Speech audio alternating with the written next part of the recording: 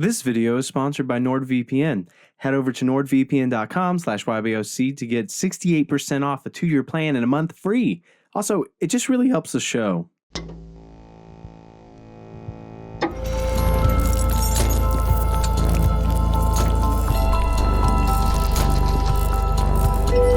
Hey there, nerds! Thanks for stopping by to visit little Dr. Jordan Brady, or as they call me in here, Juice Hole.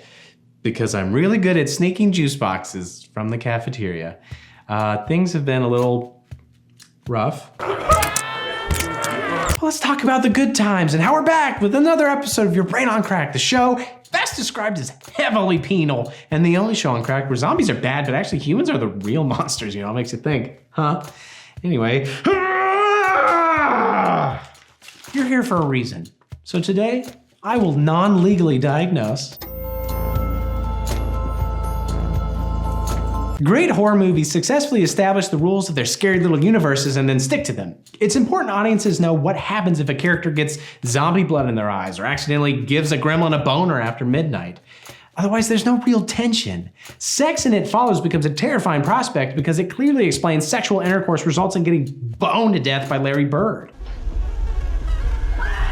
Here are a few movies and shows that never clearly explain what I have to do to get boned to death by Larry Bird.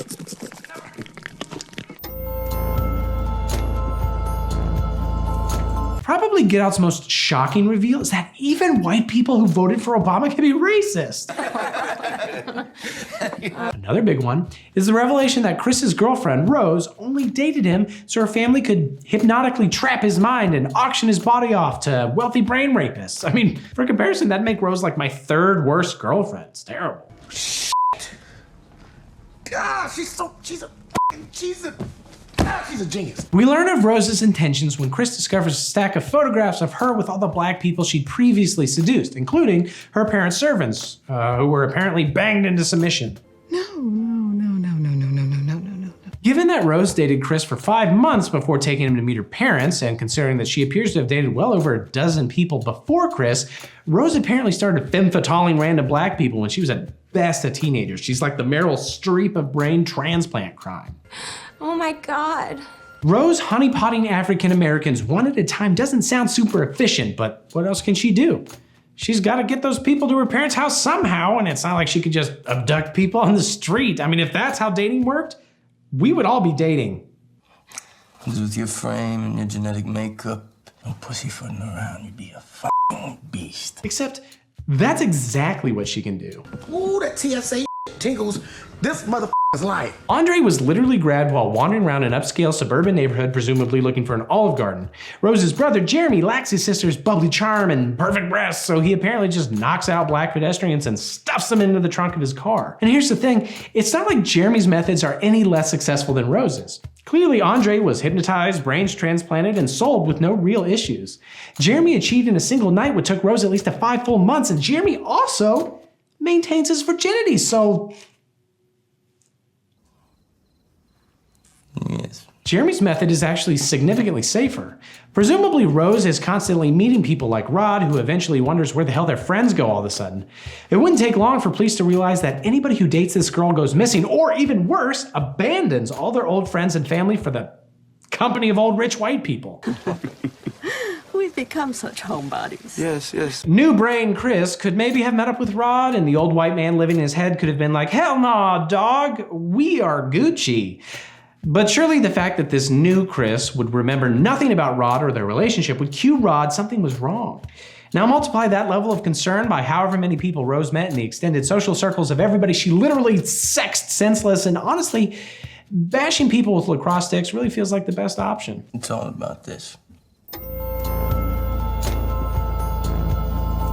For a show focused so heavily on depression, suicide, and drug abuse, The Haunting of Hill House actually manages to end on a relatively upbeat note. I mean, they don't adopt an entire litter of kittens or anything, but Luke is saved from an overdose, and Mr. and Mrs. Crane are able to spend the rest of eternity together with their daughter Nell in the Hill House, since people who die there can hang around. Hang around? Get it? Get it? The house's magical afterlife extending properties are why the original caretakers begged Mr. Crane not to burn it down. If he did, they'd lose their dead little girl forever. It's also why they ensure the caretaker wife dies inside the house, ultimately becoming reborn as a ghost mom to her ghost daughter. I mean, it's a whole house full of happy, dead families. But the implication here is that if any of the surviving Crane siblings wish to spend eternity with their dad, mom, sister, or I guess the caretakers, they're gonna need to make sure that they don't die anywhere except for the house itself. If Luke overdoses on fire sauce in a Taco Bell bathroom, or Steven crashes while wrangling a beefy 5-layer burrito in the Taco Bell drive-thru, that's it. They're out of the family for all eternity. Ensuring you die at some random house in the Massachusetts woods is a pretty tricky commitment to base the rest of your life on. We've already assigned the bedrooms, so no fighting over the bedrooms. But, okay, so they all managed to haul their wheezing, dying asses to expire in the house's foyer. Will their new life really be that great? Nell has literally haunted herself for over 25 years. Ever since moving into the Hill House, Nell experienced nightmares and visitations from what she calls the bent neck lady, which is actually just Nell herself, but still suffering the effects of her brutal suicide. And the show's final scenes depict Mr. Crane, Mrs. Crane, and Nell as pretty healthy, considering they're all, dead. But we know that in reality, Nell will be occasionally forced to wander around in excruciating agony with her freaky broken neck, since time is like a flat circle in this world. And even if her neck magically heals because of familial love, or her being at peace now, or whatever, would you want to live at home with your parents for literally forever? It won't be long until she's trying to chuck herself out a window. You don't get it. You're the ghost. You are, Dad. Also, this isn't like a huge thing, but Steven does remember a clock fixer guy in the house when he was a kid, but Mr. Crane says that they never hired a clock fixer, so the man Steven saw had to be a ghost. But of course, this now raises the question, how in the world did the clock guy die? Did he just come to the house one day to fix the clock and accidentally trip and fall? Did the owners kill him for being at fixing clocks? We're told that clock fixers are incredibly rare, so wouldn't him dying at the Hill House have been a big deal to the surrounding community, or at least the International Clock Fixing Association? Is he gonna be invited into one of the two families living there? Is this gonna turn into a nonstop, freaky sex thing? When are we gonna get another season of this show? Oh, well, that's good. Now, you could argue that Glass isn't a horror movie, but I counter with James McAvoy eating. Crack 'em, move. We're taking those home. Eating people. Actually, because the movie stars Bruce Willis, that automatically makes it Die Hard: Insane Asylum, which also makes it a Christmas movie, so I think I'm kind of lost the point of what's supposed to be happening, but that's kind of like Glass, so boom, bitch! First name, Mr. Last name, Bass. The movie ends on something of a bittersweet note because, yes, Bruce Willis drowns in literally 2 inches of water, which is about the least Bruce Willis way you can die, and yes, the supervillain Mr. Glass essentially wins, but all Glass wanted to do was prove the existence of superheroes to the world. I mean, that's been his whole gig since Unbreakable. The way he goes about it is kind of shit in the way that blowing up a train full of innocent people is kind of shit. But he's not trying to become super rich or nuke the moon. He just believes superheroes are real and he wants people to believe in their super selves or whatever. I don't know about these other guys, but we are like a superhero. So the final scene has Bruce Willis's kid and Mr. Glass's mom and also Anya Taylor-Joy sitting at a train station waiting for the footage to drop that reveals the existence of superheroes. The implication being that once people realize their superpowers are possible, they'll realize that they have superpowers, and a new age of supers will be ushered in. And that's great and all, but the other part of Mr. Glass's ideology is the belief that if there exists an extreme version of something, there must also be its opposite. For example, weak-ass Glass bones versus strong-ass Bruce Willis bones. This theory is ultimately confirmed by Sarah Paulson's character, who says that this sort of thing happens all the time. So it's not just kindly old ladies who learn they have powers, but also all the people-eating supervillains. Looking solely at the dynamic between one such pair, Glass and Bruce Willis, it's clear the result was a massive net loss. Mr. Glass killed literally thousands of people in huge accidents, resulting in millions of dollars in damage, and Bruce Willis saved like 5 people. Keep in mind, too, that all the people who previously thought they were superheroes are currently confined to literal insane asylums thanks to the Sneaky Clover organization.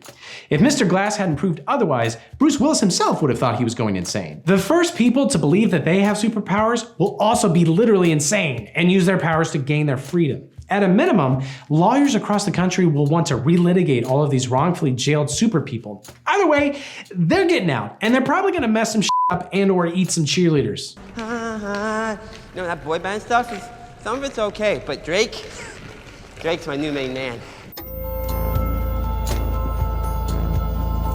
At the end of Invisible Man, we not only learn how Cecilia's ex-boyfriend Adrian managed to become not visible, but also I realized it was written and directed by the same guy that did Upgrade, and holy shit, man, the movie slaps.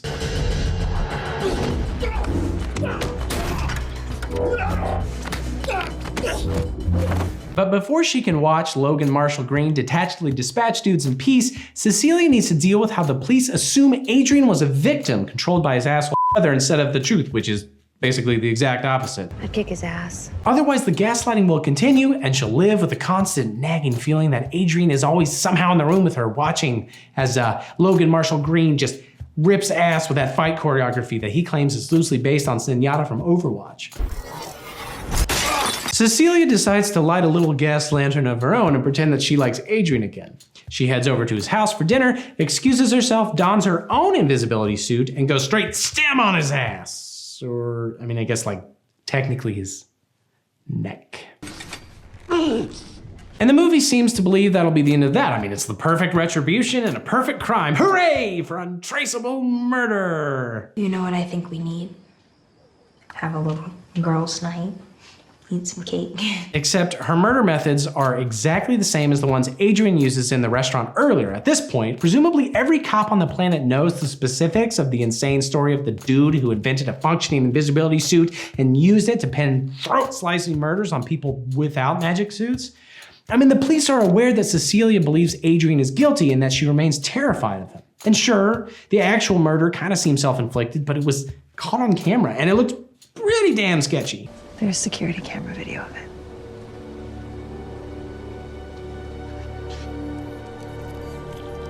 James, her cop friend, sees the suit in her bag, like right after the murder, and even if he keeps it quiet for now, once other police get a hold of the footage, how long will he continue to lie? There are dozens of reasons why Cecilia would want to kill Adrian, and almost none why he'd want to commit awkward, shaky suicide moments after confessing his love and sharing what appeared to be an intimate moment with Cecilia. And again, I can't stress this enough, the entire world just learned about fully functioning invisibility suits like 3 weeks ago. They know what to look for. And it's not just Upgrade for rent on Amazon Prime. And no, Blumhouse did not sponsor this episode, but if you're listening, Mr. Blum, can you sponsor an episode? Just write a Blum check. It could be haunted, just a little scary check. It's easy. You just have to think as hard as you can. Think about you and me, and then think us. Too late, Blumhouse. You blew it. Hey kids, it's me, your dad. You can tell that I'm your dad because I have a mustache, as dads do, and you can trust me. And I want to talk to you about your finances. Are you doing good with them? Here's the thing. There's like so many gosh darn streaming services. How are you gonna use them all? There are too many. You can't pay for them. Not with my money. My inheritance will be limited. We've had lots of recessions. So I want to talk to you about this little thing called NordVPN. If you use NordVPN, you get way more out of your streaming services because, I don't know if you know this, in America, Netflix has a certain catalog, but in Canada, it has a whole different catalog with significantly more horse shows. And that's what your mom likes to watch. I don't love it, but she loves it. And you just pay for the one Netflix subscription, and then you get a NordVPN subscription on the side, which you can do risk-free for 30 days. So even if you hate it, you can get rid of it. And then you can start watching whatever they got in Canada or Japan or Britain. And then you don't need all these other streaming services. And it's super secure. They've got servers in like 60 countries, and they work with a top cybersecurity firm. So, no perverts are gonna get you. And I don't like perverts, because I'm your dad. Dads don't like perverts. And NordVPN will keep the perverts over here, but let you watch horse shows. Right, so head over to nordvpn.com/YBOC for 68% off a 2-year plan. You'll even get a month free. Also, again, it really helps me, your dad, and his show, Your Brain Uncracked. And then you can use that extra money to save up for TikTok school so that you can go yeet with your friends professionally. I think you get what I'm saying. Have a great day. All right. Well, we talked about Mr. Glass's weak-ass boners and glossed over the fact that I used to play lacrosse and talked about murdering people again, which I should stop doing in here. But anyway, be sure to see Warden Jeffries on your way out and maybe ask about getting me some more juices. A little apple juice for some of the boys. Juice hole. Give me some juice. Yeah.